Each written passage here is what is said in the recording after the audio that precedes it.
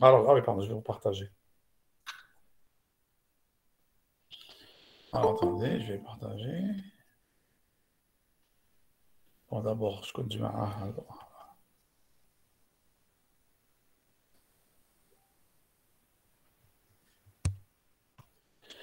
Bon, la solution la plus simple, c'est ça. Est-ce que vous la voyez? Oui. Ok, bon, c'est pas très compliqué. Je fais pour i allant de 1 à n. Ça sera C, je parcours tout le vecteur. Ensuite, à l'intérieur, je fais pour j allant de 1 à n aussi. C'est-à-dire que je ne me casse pas la tête. Je parcours tout le vecteur. Et je teste. Alors, par rapport à i, hein, si v de j égale à v de i, alors je fais m égale m plus 1, c'est-à-dire le nombre d'occurrences. Bon, le m, je l'ai initialisé à 0 ici. Et j'ai fait ce que j'appelle max O, c'est-à-dire le max occurrence égale à 0 au départ. Alors, ça y est, donc pour i, alors pour la valeur, la première valeur, pour i, je trouve toutes les occurrences, le nombre d'occurrences. Est-ce que tout le monde me suit jusque-là? Oui. Oui. Oui. C'est simple. Alors, quand je sors de la boucle, je fais si m supérieur à max de O, alors max de O, max de O, là, pardon, max de O soit égal à m, et la valeur le mode, je mets est égal à i. Mais chez j, alors pourquoi j'ai mis i et pas j? Genre la position, Théo. Voilà, alors là, je trouve le maximum d'occurrence de la valeur b de i. C'est i qui va, à chaque fois, qui va boucler. D'accord?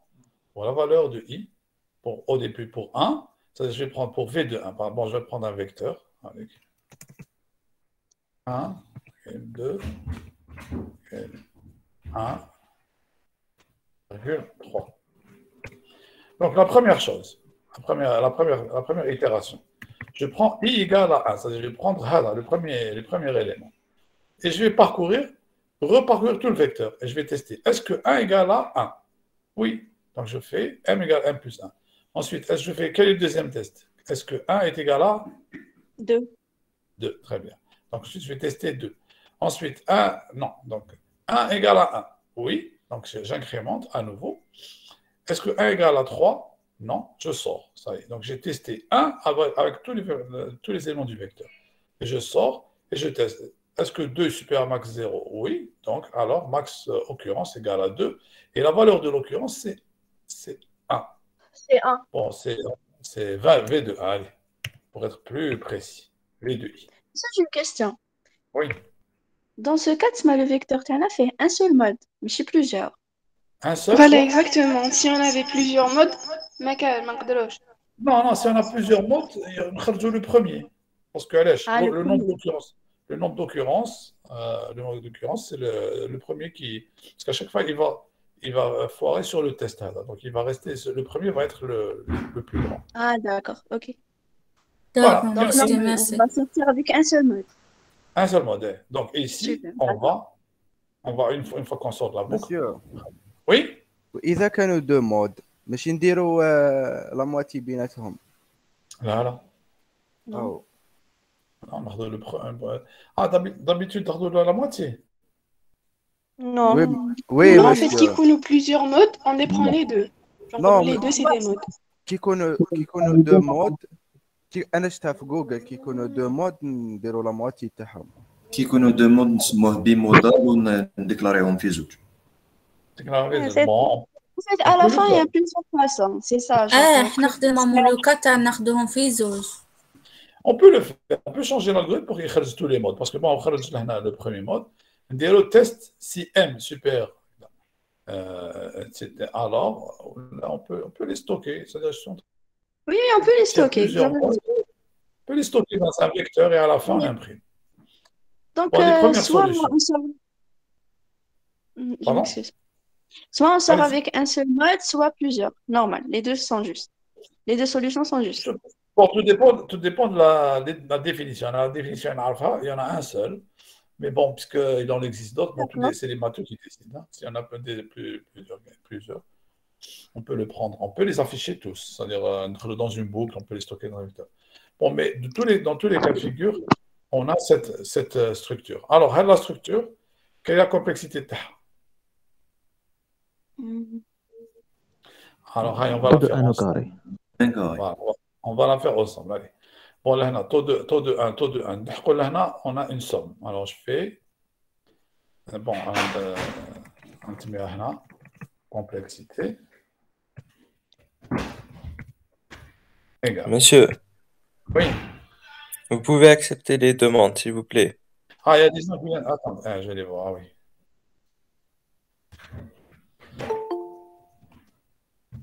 Voilà. Alors, on est là. Donc, la complexité, c'est taux de 1, taux de 1. Nous avons une boucle. Donc, je fais sigma. Bon, sigma, là, attendez. Bon, je fais sigma. Je vais faire sigma, là. Parce que في الكلافي عندي حاجة فيها سيجما. Not really. سيجما نديروه هكذا.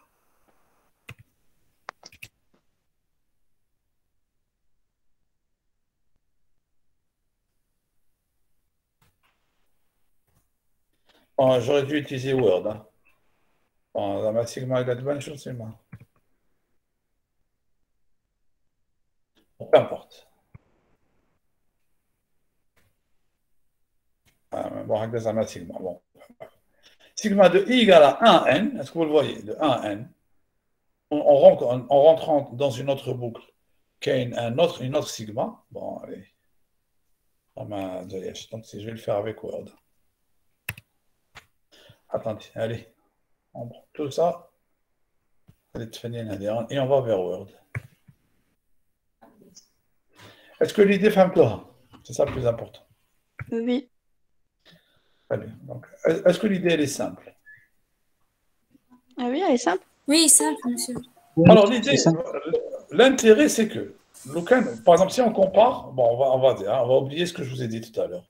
Supposons qu'on compare l'idée avec l'idée de le tri. Bon, le tri, c'est 1 au carré. Donc là, on voit très bien que ça ne sert à rien de se compliquer l'existence, puisque toutes les méthodes, par exemple, supposons que restons sur la position qu'on a dernièrement. Supposons l'algorithme que vous connaissez jusqu'à présent, il est quadratique. Du moins, est-ce que l'algorithme que tu avais donné, il était quadratique. Donc, là, donc, de la complexité. Alors, j'insère. Non.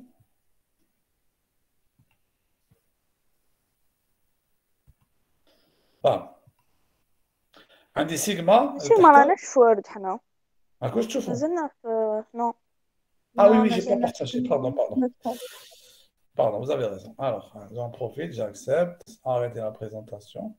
On partage sur une fenêtre, sur Word. Donc, regardez, la complexité, elle est là. Ici, la première boucle. Est-ce que vous voyez? Donc, je suis là. Donc, je rencontre la première boucle. Elle va de 1 à n. Donc, نكتب لهنا.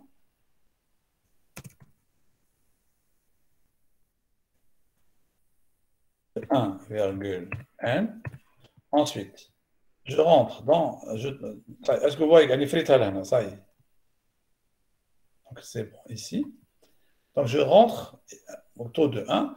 Une autre boucle, donc même chose.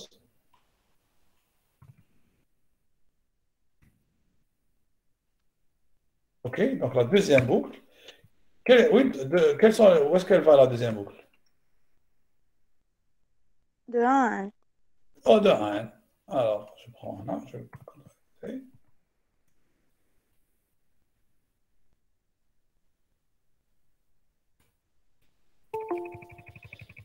Voilà, de 1 à n.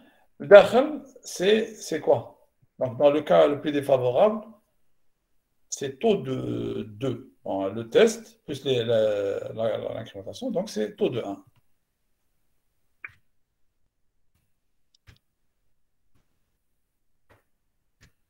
D'accord, alors, le résultat. Alors là, non. Le sigma de 1 à taux de 1, c'est Taux de n. n. On va d'un grand taux de n. Donc ça fait, c'est n fois n. Carré. Alors là, pardon. Voilà, c'est du n. C'est clair pour tout le monde. Là, je vais trop vite. Là, sigma de 1 à n de taux de 1, c'est n. On va de sigma de 1 à n de n, c'est n au carré. n carré. Très bien. Est-ce que c'est clair pour tout le monde? Oui. Je ne vais pas trop vite. C'est clair. Tout le monde est d'accord, c'est clair, je ne vais pas trop vite. Oui, monsieur. Oui. Oui, monsieur, Très bien. d'accord. Super. Donc, c'est taux de n au carré. Alors si c'est taux de n au carré, je vois bien l'intérêt de l'exercice. En réalité, l'algorithme, c'est le plus simple. D'autres algorithmes existent, mais ça, ils sont plus sophistiqués. Par exemple, celui que vous avez proposé à partir du tri. Quand un autre algorithme, on utilise une table des fréquences, c'est-à-dire un vecteur. Donc, alors, on fait pour i allant de 1, m égale à 0, pour j allant de 1 à k, k égale à 1 au départ. On teste. Si v de i existe, on incrémente. Si v de i n'existe pas, on fait k égale à k plus 1 et on insère le nouveau table d'effectifs. Est-ce que c'est clair pour vous? On l'écrit. Est-ce que c'est clair? On écrit, monsieur. On l'écrit, allez. Donc, pratiquement, c'est le même algorithme.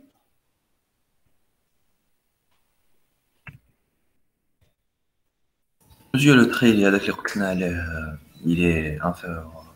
La complexité. Bon, j'insiste pas trop parce que le tri, on va le faire prochain cours. Donc, on va reprendre en détail les tris. Mais on pourra. Pour l'instant, le tri de Thomas était quadratique, c'est-à-dire taux de n au carré. Donc, la méthode, pour ceux qui ont recherché dans un vecteur trié, quelle est la complexité de la méthode que vous avez utilisée pour trouver Pardon? N au carré, non? Bon, le tri n au carré. La méthode elle était linéaire. Ah, linéaire, oui, égal à n. N, c'est comme le tri. Alors, on a deux blocs, P1 et P2. Un taux de n au carré suivi d'un bloc de taux de n. Quelle est la complexité de l'ensemble? N au carré. N au carré plus 1. n au carré. Donc, ce qui fait qu'on n'a pas gagné. Donc, l'idée, elle est simple. On déroule la deuxième méthode, on a le mode 2. On va utiliser une variable k. Au départ, k égale à 1. Donc, pour i allant de 1 à k. Si v de i égale, non pas, alors on utilise le deuxième vecteur, c'est un vecteur d'effectif. Allez. Alors, pour i égale à 1, si v de i, mais chez j, si v de i, il n'y a plus de j. Ça se coupe. Pardon, ça se coupe? Non? Ah, d'accord. Si v de i égale à le vecteur de fréquence, égale à la fréquence de k, hein, pour j, de fréquence de j, alors, qu'est-ce qu'on fait? Par exemple, on va faire le vecteur de fréquence un vecteur des compteurs, des compteurs. C'est le compteur de j égale compteur de j plus 1. Donc, alors, si l'élément existe, pour 1 égale à sinon, à la fin, s'il n'existe pas, on va l'insérer. Donc, ici, on va faire K. Alors, s'il n'existe pas, bon, il va falloir tester une variable booléenne, par exemple, existe, c'est-à-dire il a trouvé dans le vecteur, reçoit vrai. Donc, si existe égale faux, alors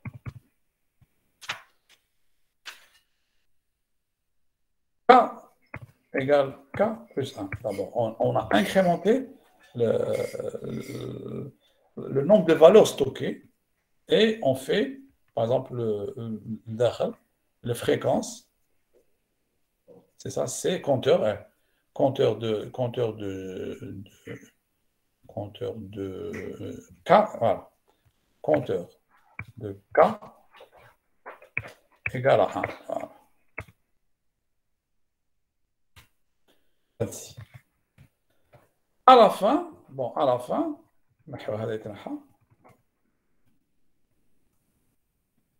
quand on sort de la boucle, alors là, on va reparcourir. Alors, une fois, c'est-à-dire on va calculer le nombre de fréquences de tous les éléments. Quand on sort, on va faire une boucle pour, on va reprendre I égale de 1 à K, faire calculer le max. On va faire max si max inférieur, enfin, on va calculer le max. Alors, si on calcule la complexité. Alors, on a la première boucle pour i égale à 1 à n. Hein, ensuite, là, on a pour i à 1 de 1 à k. Parce qu'il va changer la complexité. Or, k, quelle est la valeur tau dans le cas le plus défavorable? N. N. Exactement, n. Dans le cas où, c'est-à-dire chaque élément dans le vecteur, il une seule fois. Donc, ce qui fait que la complexité dans le cas le plus défavorable, elle est n au carré aussi. Donc, regardez, la complexité peut vous dire une chose. Ce n'est pas la peine d'aller programmer une solution complexe alors qu'on a la même complexité. Grosso modo. Il y a plusieurs méthodes, mais en fait, il vaut mieux prendre la plus simple, parce que finalement, ils ont tous le même comportement asymptotique. Donc, est-ce que la complexité, elle est utile? Ne me dites pas, non, elle n'est pas utile. C'est quoi la question? Est-ce que la complexité, elle est utile? Oui. Eh bien oui, c'est-à-dire devant un problème. Lorsque vous avez plusieurs solutions, bon, puis à un certain moment, vous vous rendez compte qu'il y a une solution qui est facile, peut-être, mais elle a la même complexité. C'est-à-dire que donc l'algorithme, il a le même comportement asymptotique à un facteur C près. Donc, il faut opter pour quelle solution? Puisqu'ils ont la même complexité. L'autre. La plus simple, l'algorithme. La plus simple, c'est la meilleure. Plus simple. Mais si je vais dire comme optimal, non, c'est la même complexité. Ça ne sert à rien d'aller se fatiguer, d'implémenter une solution compliquée alors qu'elle a la même complexité. Voilà. Donc, Monsieur, je pense que les gens ils de les accepter. Pardon? Il y a des gens, ils vous demandent de les accepter. Ok, je les prends. Merci. Ok, donc l'intérêt de la complexité. Donc, normalement, vous devriez, par exemple, à chaque fois que vous pensez lorsque vous êtes en train, donc est-ce qu'on va rajouter, lorsque vous êtes en train de concevoir un algorithme, déjà design, normalement, vous pouvez imaginer la complexité, sans le faire à la main, et vous dire, bon, je vais opter, non, il vaut mieux prendre cette chose. C'est-à-dire que vous avez un élément d'aide au choix pendant la conception. Quand vous avez plusieurs méthodes, plusieurs façons de voir, plusieurs algorithmes qui vous viennent dans la tête, vous vous dites non, bon, voilà. C'est-à-dire vous analysez leur complexité et puis à la fin, vous choisissez. Vous vous dites finalement, puisqu'ils ont, par exemple, je connais le meilleur, d'accord, mais s'ils ont tous la même complexité, vous prenez celui qui est le plus simple. Monsieur, oui? j'ai une question à propos de l'algorithme qu'on avait fait la dernière fois, celui de la médiane. Oui. En fait, on avait appliqué la loi de la médiane sur un tableau qui contenait des valeurs qui se répétaient. Alors que l'année passée, on appliquait la loi Hediyat à la médiane sur un tableau qui ne contient pas des valeurs qui se répètent. Donc, est-ce que ça ne va pas fausser les calculs?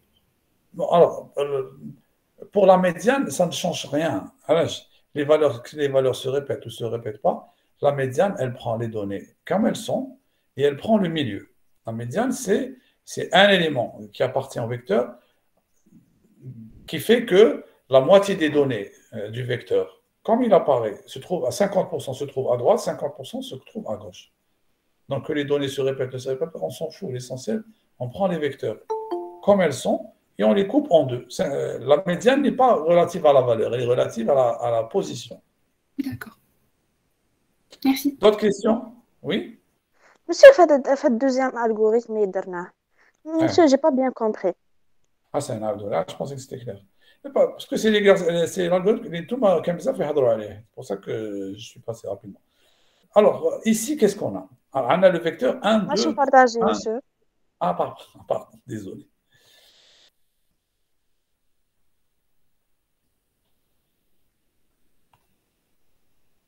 Alors, supposons qu'on a toujours le vecteur Tana 1, 2, 1, 3.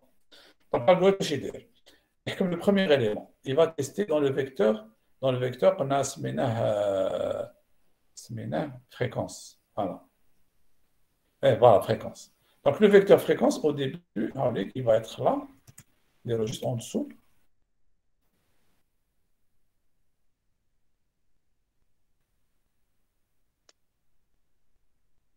Donc, attends. Le vecteur fréquence, qu'est-ce qu'il contient au départ? Ben, il ne contient rien du tout. Voilà. K égale à, normalement, K égale à 1. Bon. Donc, là, plutôt 0, il me semble. Bref, où il vient au début? Donc, K égale à 0. Non, K égale à 0. Donc, il vient, le vecteur fréquence contient 1. Donc, il va insérer 1. Et dire, non. C de K, bon, c'est ma fréquence. Donc, il va insérer la valeur, tu as la fréquence, c'est-à-dire 1, ou le nombre, le compteur, tau, qui est égal aussi à 1. Donc, on prend la valeur, J. On voit est-ce qu'elle existe? Elle n'existe pas. Donc, on va l'insérer et on met 1. Et ensuite, on va continuer pour les valeurs, et on continue pour la valeur suivante. Ensuite, on va trouver 2. Donc, on va l'insérer et on va mettre la valeur 1. Ensuite, on va prendre 1. 1, il existe dans le vecteur f. Donc, on va l'incrémenter. 2. Ensuite, on va prendre 3. 3 dans le vecteur fréquence, il n'existe pas. On va l'insérer. 3. Et on va mettre sa valeur à 1. Donc, voilà ce qu'on obtient. Le vecteur de compteur, voilà ce qu'il contient. C'est-à-dire, pour chaque élément, pour le 1, la fréquence tau, c'est 2. Pour le 2, la fréquence tau, c'est 1. Pour le 3, la fréquence tau, c'est 1. Donc, à la fin, on va déterminer le maximum dans le vecteur compteur. Est-ce que c'est clair?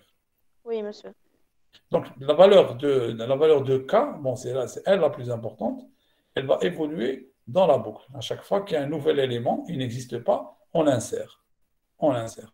Donc, surtout K égale à K de plus. Ah bon, je n'ai pas mis l'algorithme en détail. On dira fréquence. K, non, fréquence. Non, ça, je l'ai inséré. Non, fréquence. Il existe fréquence K égale V de I. Alors, s'il existe, si V de I égale la fréquence de I, le valeur de J, alors qu'est-ce que je mets? Donc, c'est ça marche, c'est ce que je voulais faire. C'est de J, c'est de nous. Donc, à chaque fois, je travaille avec un vecteur de fréquence. Mais le vecteur de fréquence, dans le pire des cas, supposons un des 1, 2, 3, 4, eh bien, il aura la valeur d'un 1, 2, 3, 4. Et la valeur 1, 1, 1, 1. Ce qui fait que la boucle, ici, jusqu'à K. Dans le pire des cas, K va prendre, quelle est la valeur maximum qu'il peut prendre, K? N. Allez, c'est bien. Quelle est la valeur maximum que peut prendre K? Alors, imaginez, regardez. Par exemple, si je me. L'ANA K, il vaut شحال? C'est 3. Mais supposons je mets au lieu de 1, je mets 4. شحال la valeur maximum de K? C'est N. C'est 4, c'est Égal à N. 4. Donc, l'ANA K pour la complexité, dans le pire des cas, K, bon, la complexité en réalité, alors là, pour 1, donc c'est NK, NK. Mais comme K peut prendre la valeur N, donc c'est taux de N carré,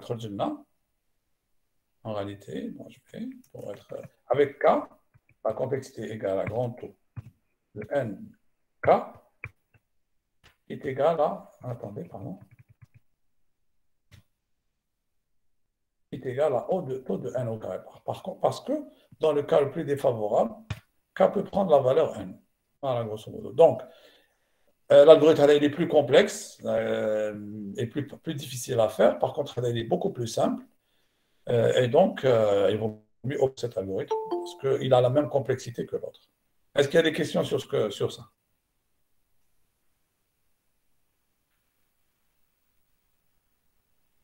Non, c'est clair. C'est clair, très bien. Donc, l'idée, c'est que lorsque vous abordez un problème, lorsque vous avez plusieurs algorithmes dans l'esprit, vous pouvez faire une analyse approximative. Par exemple, on n'est pas obligé d'écrire des algorithmes détaillés. Par exemple, on aurait pu faire des algorithmes, des algorithmes généraux. Là, vous pouvez analyser sa complexité et puis vous dites, bon, je vais choisir, si à complexité égale, il faut choisir les algorithmes les plus simples. Est-ce que vous avez le principe? Oui. Très bien.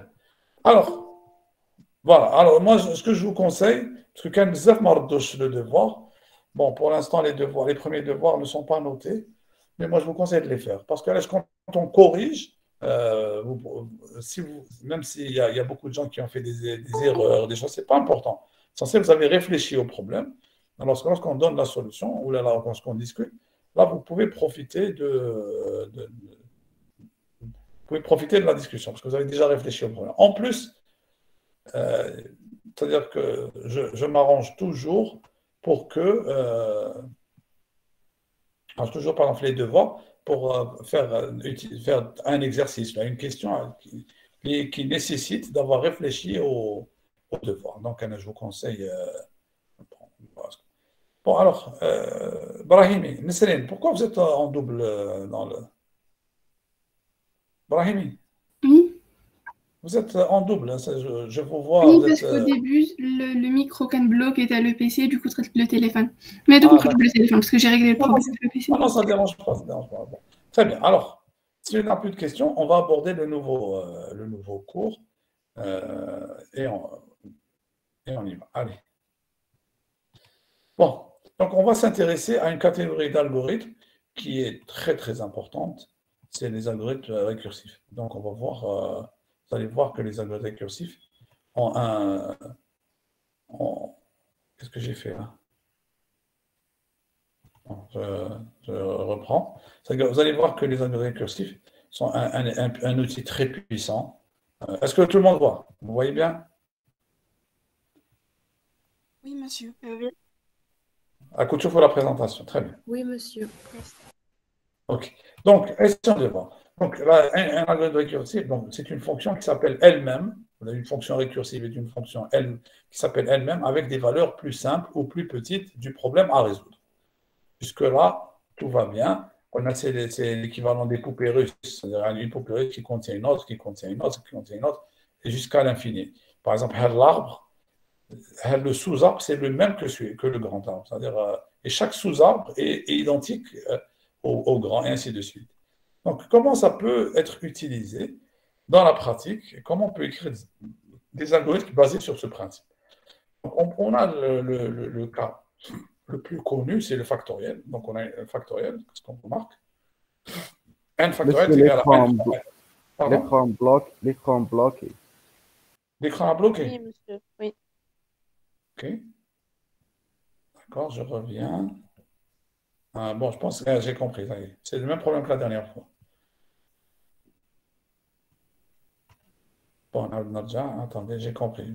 À chaque fois, bon, je vais partager l'écran.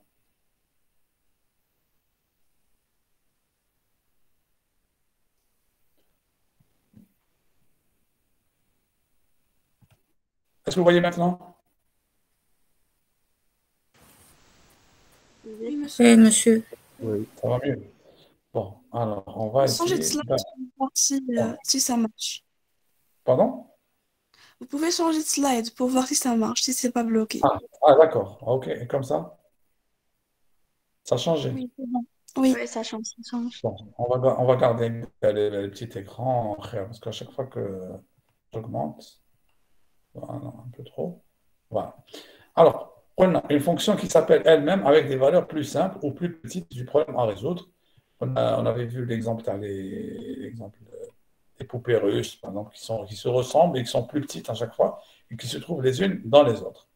Donc, si on analyse le problème d'un factoriel, on voit que n factoriel est égal à n fois n-1 fois n-2 fois n-3 jusqu'à 1.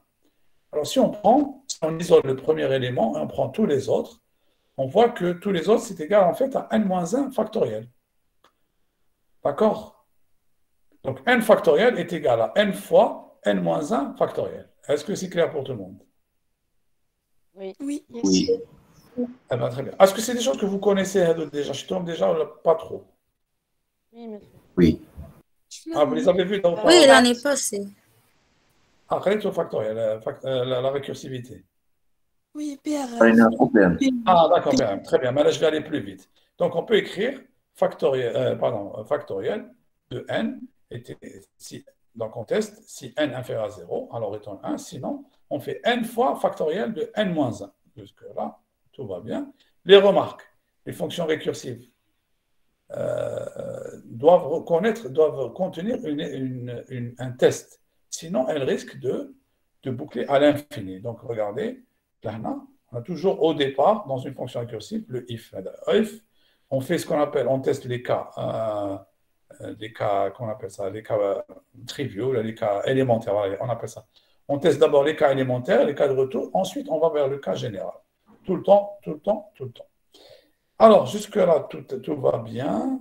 Alors, essayons d'évaluer la complexité de cet algorithme. Alors, quelle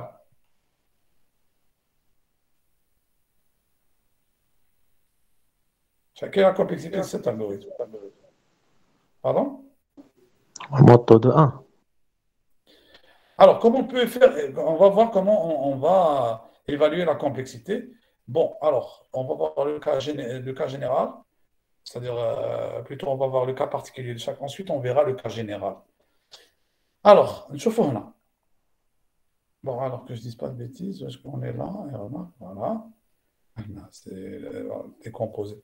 Alors, création d'une fonction récursive, décomposer un problème en un ou plusieurs sous-problèmes de même type, et on résout les sous-problèmes par des appels récursifs. Les sous-problèmes doivent être de taille plus petite que le problème initial. Enfin, la décomposition doit tenir compte des cas élémentaires, qui lui n'est pas décomposé. C'est la condition d'arrêt. Voilà, jusque-là, on est d'accord. Maintenant, la complexité. Alors, donc, on a le premier appel, on a n fois factoriel de n-1. Donc, le calcul de n passe par le calcul de n-1, qui lui passe par n-2, ainsi de suite. Et jusqu'à calculer 0 factoriel, c'est le cas élémentaire, et le résultat vaut 1. Alors maintenant, essayons d'analyser. Bon, là, c'est la complexité. Bon, tout ça, c'est des choses que vous connaissez. La notion de pile d'appel, c'est bon. C'est quelque chose que vous maîtrisez maintenant. Oui, monsieur. Très bien. Les piles d'appel. LIFO, c'est pile et FIFO, c'est... Là, non, bon. Alors, regardez, comment on va calculer 4 factoriels? Donc, on a le premier appel, 4 fois. Donc, on appelle l'appel, c'est 4 factoriels. 4 factoriels va faire 4 fois 3 factoriels. C'est l'appel. 3 factoriels va faire 3 fois 2 factoriels. Et lui, elle va appeler. Et 2 factoriels va faire 2 fois 1 factoriel. Et enfin, 1 factoriel va appeler la fonction. Elle va donner un 1. Maintenant, le retour. Donc, il y a qu'un de la pile des appels. Et ensuite, le retour ou bien le calcul. Ensuite, une fois qu'on a 1, en retournant à l'appel, on va remplacer 1 factoriel par 1. Donc, ça va être égal à 1. Donc, 1 fois 2 égale à 2. Le résultat, c'est 2. 2, le résultat, il va être remplacé ici. Donc, on aura 2 fois 3, 6. Et enfin, 6 va être remplacé dans l'appel. Et on aura 4 fois 3, 4 fois 6 fois 4, 24. Donc, on a deux étapes. Les appels et les retours et avec les calculs, si vous voulez. Calcul plus...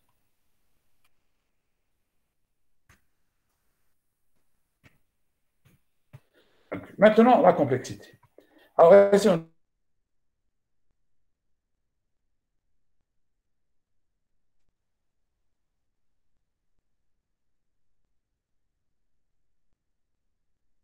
si on n'est pas dans le cas élémentaire, on va faire un calcul, donc ça a une multiplication n fois.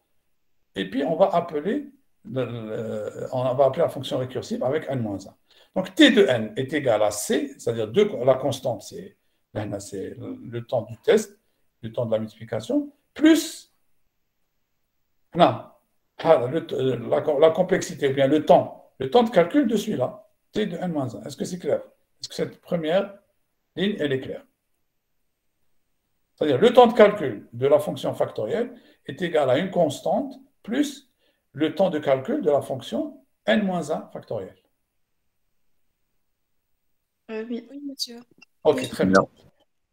Eh bien, on va un peu plus loin. Donc, on va développer avec t-n-2. Donc, tn est égal à c plus, j'ouvre une parenthèse, c plus t de n-2. C'est-à-dire le temps nécessaire pour calculer. Et donc, c'est égal à 2c plus t de n-2. Maintenant, on peut le faire pour 3. Allez, on va le faire ensemble pour 3. Sinon, on va pas être fainéant. T de n, alors, égal.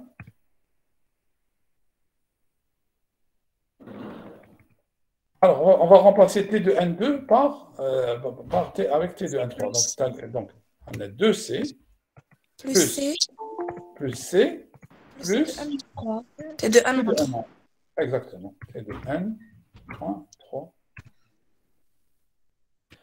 Et ainsi de suite. Donc, on va essayer. Normalement, si on regardait t1, alors, pardon, je vais écrire le résultat. C'est égal à 3c plus t de, en parenthèse, n moins 3. Donc, là, on peut se rendre compte, normalement, de la relation de récurrence qui existe. Entre, regardez là, t de n est égal à 2c plus t de n-2, qui est égal à 3c plus t de n-3. Donc, normalement, lorsqu'on va jusqu'à n, c'est-à-dire t de 0, la t de, bon, on va dire t de 0, donc on a le lien n-3 et 3c. Donc, on va aller à nc jusqu'à la fin, plus t de n-n. n-n, c'est-à-dire t de 0. Or, comme t de 0 est égal à taux de 1, donc nous avons nc. Et donc, t de n est égal à la complexité de tau. Taux de n. Taux de n. Est-ce que c'est clair pour tout le monde? Oui, monsieur. Ce n'est pas compliqué. Bon, comme la somme récursive, bon, c'est pas la peine. Les exemples, linear search, non, c'est pas... ensuite, on ira vers la complexité à linear search un peu tout à l'heure. Donc, on fait la version récursive de la recherche linéaire. Là, c'est une recherche linéaire séquentielle. Bon, comme on a fait, c'est-à-dire on prend position par position. Là, on voit le problème. Donc, on recherche le mot, on recherche qui. X, on a utilisé X.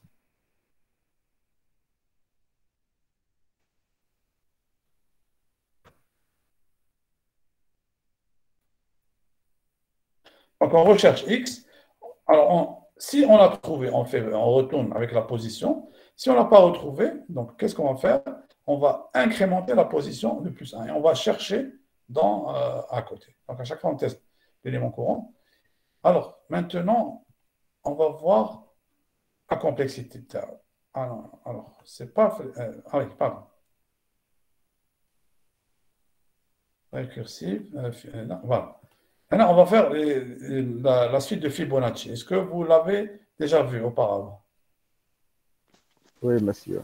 Oui, monsieur. Oui. Oui, monsieur. Ok. Alors, bon, une question, il faut que je la dise. Allez, c'est plus fort que moi. Fibonacci, je connais Fibonacci.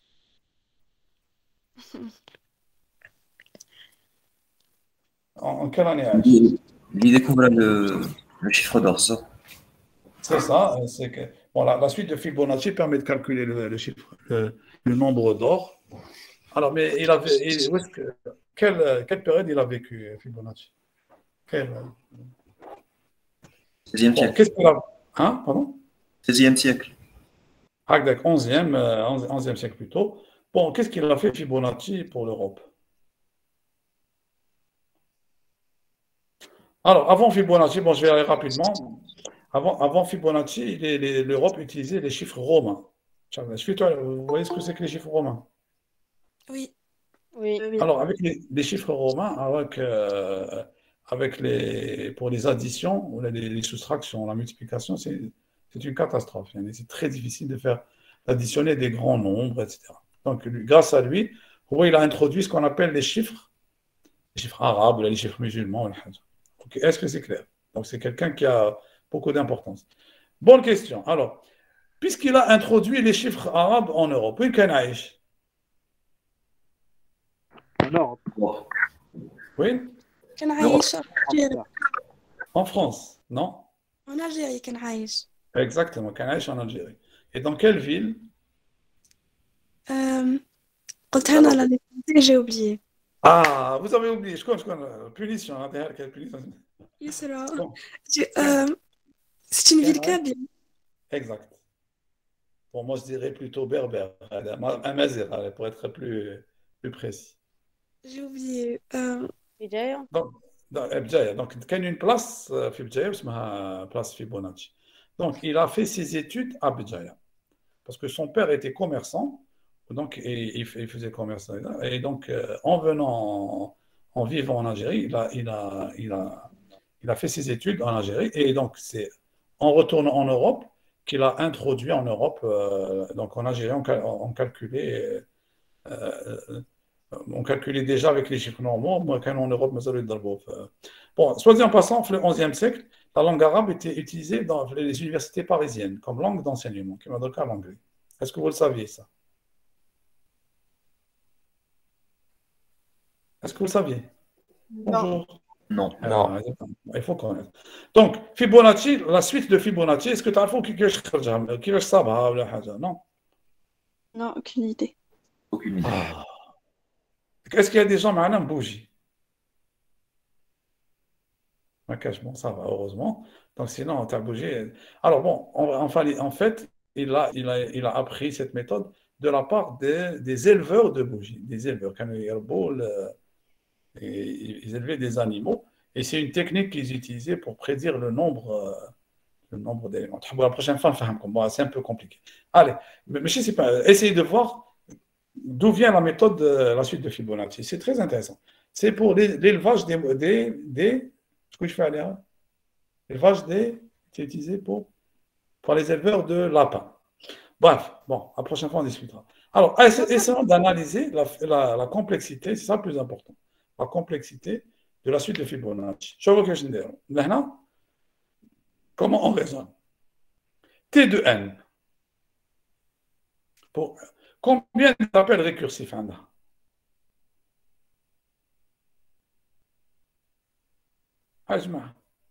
T de n nécessite d'appeler. Voilà, Fibonacci de n nécessite d'appeler 2. Fibonacci de n-1 plus Fibonacci de n-2. Fibonacci de n-2. Donc, elle nécessite 2 appels. Chaque appel récursif va générer 2 appels. Bon, il y a une autre méthode pour calculer la complexité de Fibonacci, ça est un peu compliqué. Moi, je préfère celle elle est plus simple. Donc, si on raisonne comme ça, Tn nécessite 2 appels récursifs. Maintenant, on va faire la même chose. On va générer les appels récursifs. Alors, par exemple, on va les dégager. Et donc, Tn nécessite deux appels récursifs, mais les appels récursifs, chacun va générer lui aussi deux appels récursifs de niveau n-2, -3. D'accord? Tn nécessite un appel récursif n-1, n-2. On va dire l'appel récursif. C'est n-1, n-2. Il va nécessiter donc n-3, n-4. Et ainsi de suite. Donc, 2 fois 2 fois 2. À chaque fois, chaque appel va générer 2. Donc, T de n nécessite 2 à la puissance i, appel récursif de niveau n-i. Or, i va n. Donc, T de n nécessite au total 2 puissance n, appel récursif. Donc, T de n est majoré par grand taux de 2 à la puissance n. Alors, 2 à la puissance n, est-ce que ça ne vous rappelle rien? Avec le jeu d'échecs, je suis allé, non? Des nombres énormes. Pardon? Des nombres énormes. Exactement. Donc, bon, c'est la complexité exponentielle. Et donc, la suite de Fibonacci nécessite, elle est récursive et exponentielle. Est-ce que ça va jusque-là? Monsieur égale les suites récursives, la complexité terme 2 à la puissance n. Non, pas nécessairement. La preuve, qui m'a donné une fenêtre factorielle, n taux de n. OK. Oh là là, qu'est-ce qui vient maintenant? Bon, allez, je vais le... OK, bon, on a vu comment raisonner pour faire sortir la complexité des suites récursives. Mais on va voir que dans certains cas, c'est difficile. Donc, on va voir ce qu'on appelle la master méthode, le master théorème. Est-ce que vous le connaissez?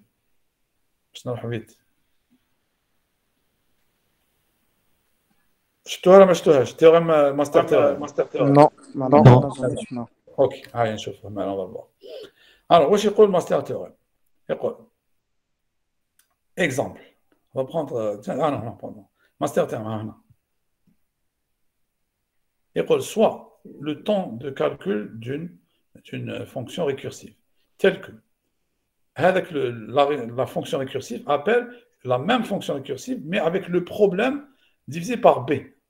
C'est-à-dire, on a un problème, on va diviser par b, c'est-à-dire un sous-problème. On a une fonction récursive, elle s'appelle elle-même en utilisant un problème plus petit.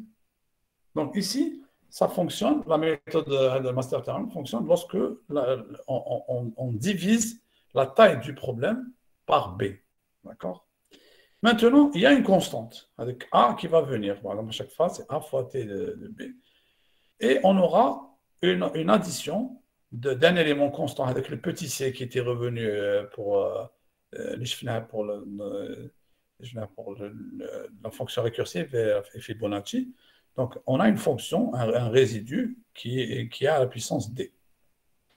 Alors, pour les constantes A, B et D, donc je fais aller A, c'est le facteur multiplicatif de temps de calcul, plus B, c'est le facteur qui divise la taille du problème, et D, c'est la fonction avec le résidu qui peut être, mais généralement, on a un résidu qui est à puissance d égale à 1 en réalité. Donc, si vous avez un problème de cette forme, le master théorème, il dit que T de n est égal à grand taux de n à la puissance d, dans le résidu. Si d est supérieur à log de b, log de base b, a, le facteur. Ou la base, c'est le facteur qui est diviseur. Maintenant, T de n est égal à n à la puissance d, log de n, si d est égal à log b, log de base b de a. Et enfin, taux de n est égal à n log de b a si d est inférieur à log base b de a. Alors, qu'est-ce qu'on peut voir dans tout ça? C'est-à-dire qu'il y a trois éléments. A, la division et l'élément constant. C'est-à-dire, si je connais l'élément qui domine, si c'est Hada qui domine, alors ça va être, c'est lui, il va imposer la complexité qui est dominante, parce que D est plus grand. Donc, il est le facteur dominant, il va être négligeable. Sinon, si D est inférieur si le facteur il est très inférieur à log B de A, à ce moment-là, c'est cet élément qui va dominer. Donc, on a deux aspects, si vous voulez, dans la fonction. Prenons un exemple, c'est plus simple à voir. Alors, si j'ai T de N égale à 4 T de N sur 2, N sur 2, c'est-à-dire qu'à chaque fois, on a divisé le problème en deux. Mais il y a 4 occurrences de ce problème. OK? Plus taux de N. Donc, il y a un résidu qui revient. Alors, A, c'est 4. B, c'est 2. D, dans la A puissance, le facteur D est égal à 1. Donc, puisque D, on va calculer, D, 1, on compare donc D par rapport à log de... Qu'est-ce qu'on fait? On calcule log, alors B, pardon, B, c'est 2. Alors, 4, log de 4, à la base 2, c'est quoi? 2. C'est 2. Donc, c'est 2 à puissance 2. Donc, est-ce que 1 est inférieur à 2? Vous êtes d'accord? D est inférieur à 2. Donc, on est là. Et on remplace. Donc, tous les n au carré. Parce que log B de A, c'est égal à 2. Donc, on trouve que c'est n au carré. Alors, est-ce que c'est plus simple ou plus compliqué que tout à l'heure? Ça va. Normalement, c'est plus simple. C'est-à-dire, on calcule à partir du problème, on va directement calculer la complexité. On va prendre un autre exemple.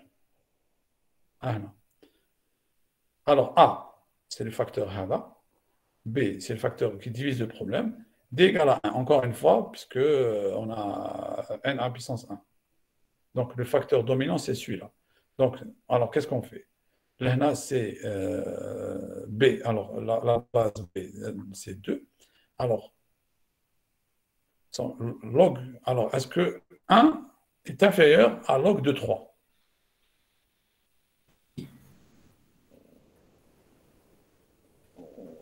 Oui ou non?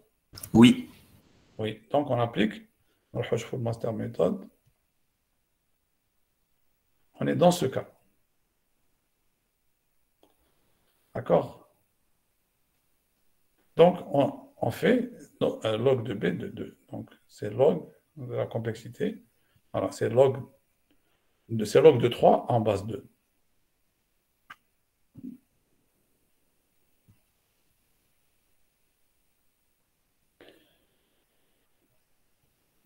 OK. Alors là, on a un problème, c'est la même chose. Donc ici, D est égal. Donc on fait, D égale à 1 toujours, A égale à 2, B égale à 2. Donc ça fait qu'on a T égale log D, donc c'est 1 est égal à 1. Donc on utilise la master méthode. Si D est égal, donc c'est taux de n à la puissance 1, n, donc n log de n. Voilà, ça donne n log de n. Est-ce que ça va? Oui. Voilà, donc même chose, il y a plein d'exemples qui vont suivre. Donc c'est toujours le même problème. Donc je vais vous demander pour la prochaine fois, écrivez l'algorithme récursif de la recherche dichotomique. Donc la recherche dichotomique, on teste. Si on prend le milieu et on teste. Est-ce que c'est à droite et à gauche? Donc, si on prend à droite, c'est-à-dire quelle est la taille du problème?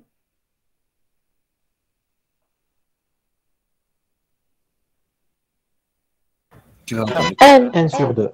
1 sur 2, très bien. Donc, on prend 1 sur 2. Ou B, A, qu'est-ce qu'il vaut? Le milieu.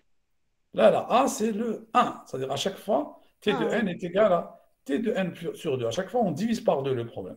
Donc, bref, alors, je vais vous demander d'écrire la fonction récursive de recherche dans un tableau dichotomique et de calculer sa complexité en utilisant le master théorème et comparer par rapport à la méthode itérative. Je fais la comparaison. Est-ce que la complexité est la même ou pas? Alors, parce que vous allez, pour l'algorithme de Fibonacci, la version la version itérative, c'est-à-dire sans utiliser de récursivité, elle est linéaire, alors que la version récursive est exponentielle. Là, on va voir que normalement, la version linéaire et la version itérative et la version récursive ont la même complexité, théoriquement. Voilà. Est-ce que c'est clair ce que je vous demande? Oui. D'accord? Vous me l'envoyez d'ici avant lundi prochain. Jusqu'à vous avez dimanche. Normalement, c'est un bon exercice, puisque comme toute la récursivité, vous n'aurez pas de problème. Est-ce que c'est clair pour tout le monde? Oui, monsieur. Ok. Très, très bien. Est-ce qu'il y a des questions sur ce qu'on a vu aujourd'hui? Monsieur, vous allez nous envoyer les slides. Ah, oui, d'accord. Ok. Et vous avez reçu le dernier slide? Oui. Est-ce que vous avez reçu Oui. les derniers slides? Donc, une partie comme le slide dernier. Merci à tous. Merci Alors, beaucoup. normalement, اليوم ديروا TD. دوكا. Oui, à 9h. Eh bien, très bien. Bon courage. Et bon,